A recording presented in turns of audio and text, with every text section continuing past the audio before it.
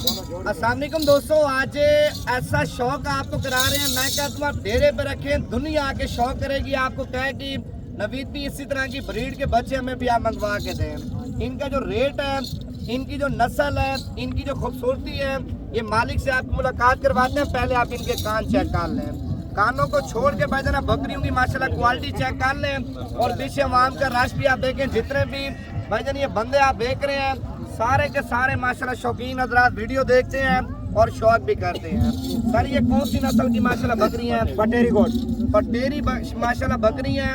और इनका रेट कम से कम क्या है? कम से कम 5 लाख, कम से कम 5 लाख रुपए। और ज्यादा से ज्यादा क्या रेट है? 50 लाख, ज्यादा से ज्यादा 50 लाख रुपए रेट है एक बकरी का। भाईजान आप चेक कर लें। अच्छा, बकरे का क्या रेट आपने मांगा है? 1 करोड़। बकरे का जो रेट है 1 करोड़ रुपया भाईजान आपके सामने मालिक मांग रहे हैं। बकरा भी आप चेक कर लें, माशाल्लाह हसीनो तरीन बकरा, बड़ा खूबसूरत। आप चेक कर लें। अल्लाह की करम।